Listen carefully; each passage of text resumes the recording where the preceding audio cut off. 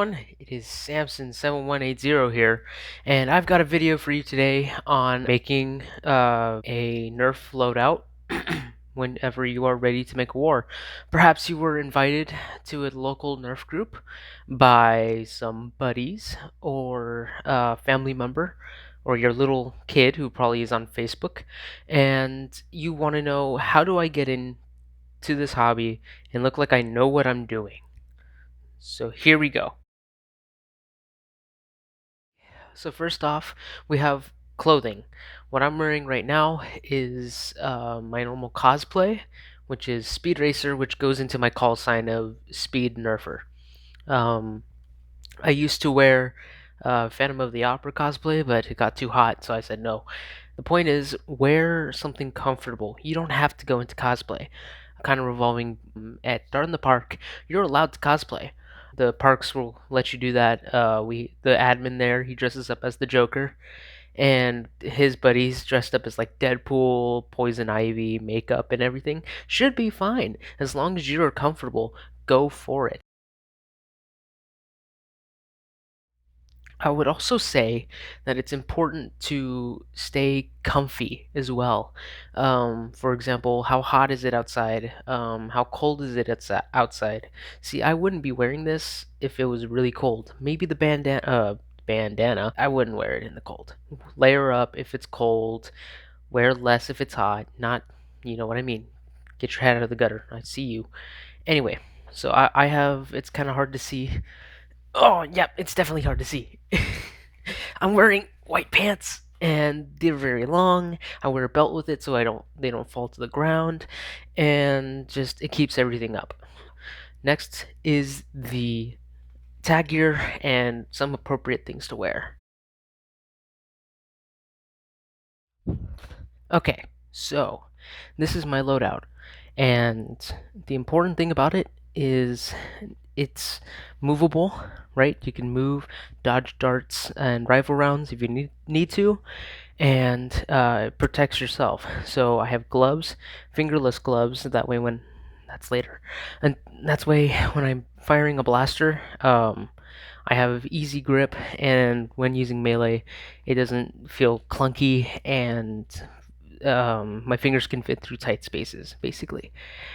And these are just like $5 gloves you can find in the store, and whatever works for you, wherever works for you. You don't even have to wear gloves. This just helps me out if ever I fall, which I do a lot if you've seen my other videos. Anyway, okay, so now we have the tack vest. Of course, you're gonna have slots for magazines. These are 12-round mags. Just easy pull out mags whenever I need to reload. And the size depends on you. If you can go for 18s and have your mag stick out like this, like that high up, then go at it. That's all you. But I like the sleek design of 12s. I can easily pull them out, and I can at least direct my fire in a good way. Eye protection. This is super important. Always wear eye protection. And these were custom designed with decals by a friend of ours. So thanks to her. I had an admin pouch because I was admin of the Dart in the Park Facebook page before. And anyway, but yeah, always wear your eye protection. I'm gonna say it 1,000 times until you get it. Wear your eye protection. Because you don't want to get shot with a bunch of rifle rounds in the eye. You don't want to get shot with a 200 FPS caliber in the eye. You don't want to get hit in the eye with a thumbtacked Nerf dart, which people are somehow still doing in 2020. You don't want that. You don't want to lose your eye. So wear your eye protection. It doesn't depend on what color you would like to be your team. I prefer blue, but if you're red, who cares, really? I'm just wearing these flags because the style points. Plus, kind of psychs out the enemy when you have a red bandana and you're wearing blue. Patches, you don't need a patch. That's just your whole direction, not direction, but your whole team kind of thing. If you want to promote a team, just make sure you're nice about it, I guess, and don't flame them, or else you're gonna end up like that. He burned my patch kid. You know that video. Probably play it right now.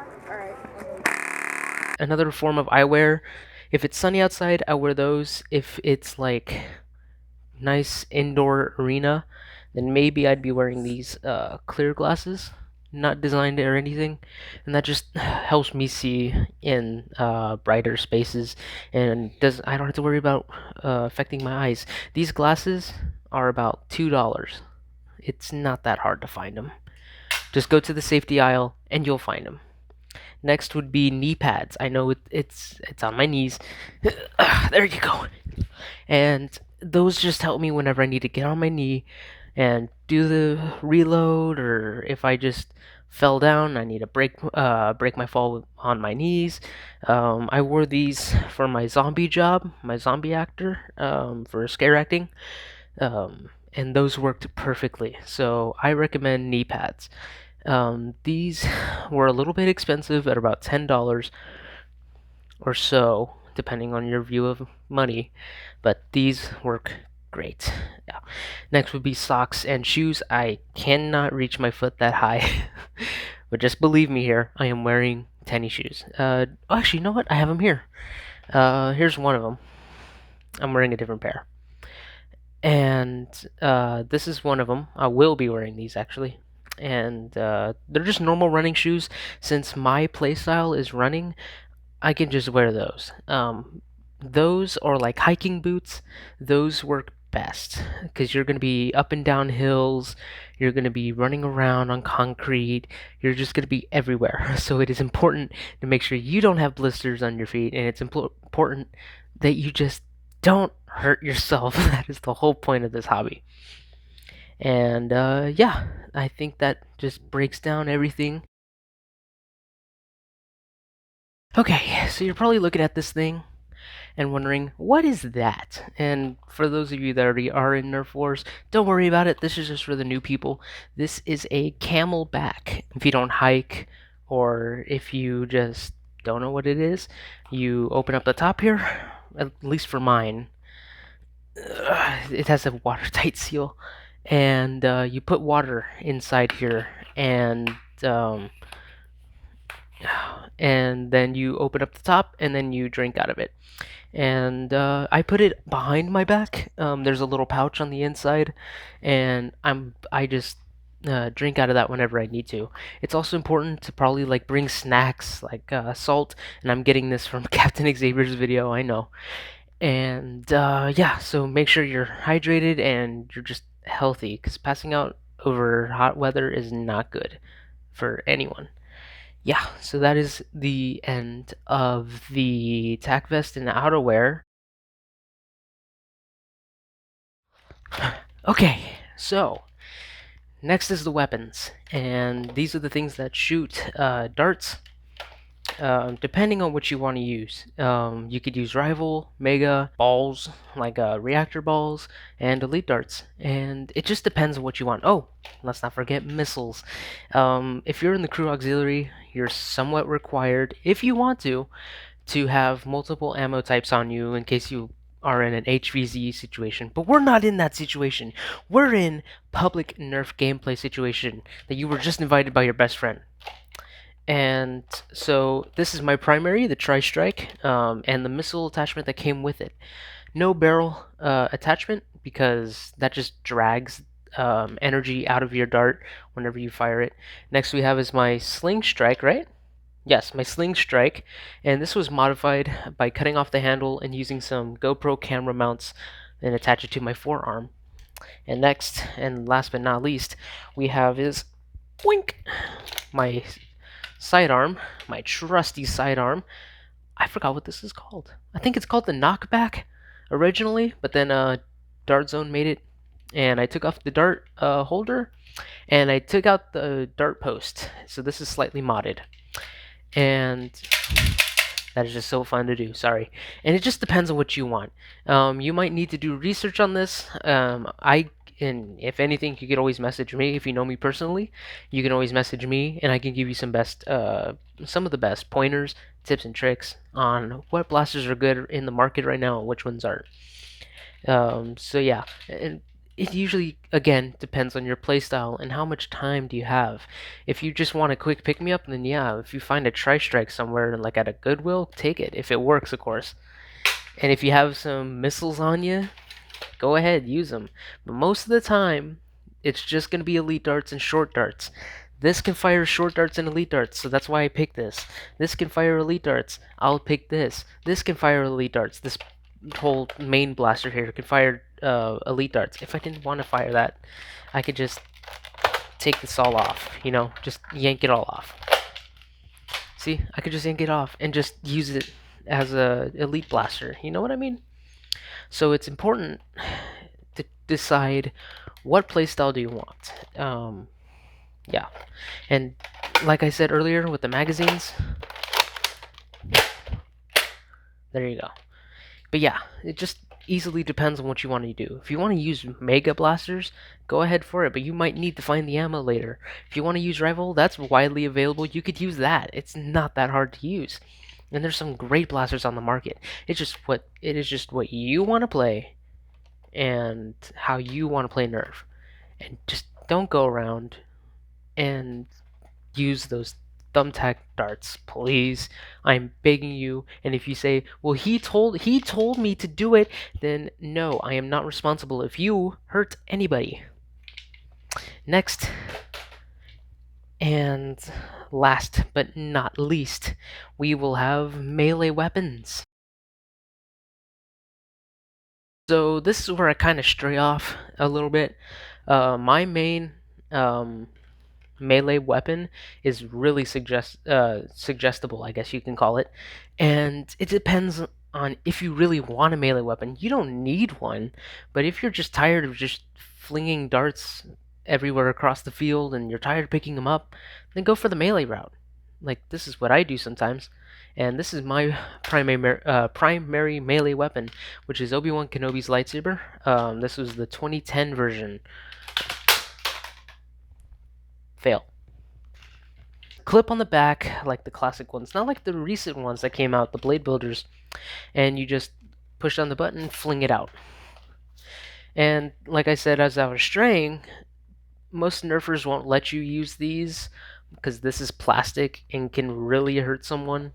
But me personally, since I've been going to my own local wars bringing this, it's been just kind of easy for me to tell, like, oh, that's a kid, let me just tap him on the shoulder, sorry. And if I really need to, like some of my best friends that carry large foam LARP weapons, then yeah, I'm going to use this the best I can. And like I said, this is totally suggestive. If you want a foam like dagger, go for it. If you want a foam like long sword, go for it. If you want a foam lightsaber that you somehow found from like years ago, go for it. But just know how hard you swing, and just understand that there's going to be little kids there. And you kind of have to take that into consideration, that if I'm going to use this, I'm going to be responsible with this. And there's other choices you could use, like, you know,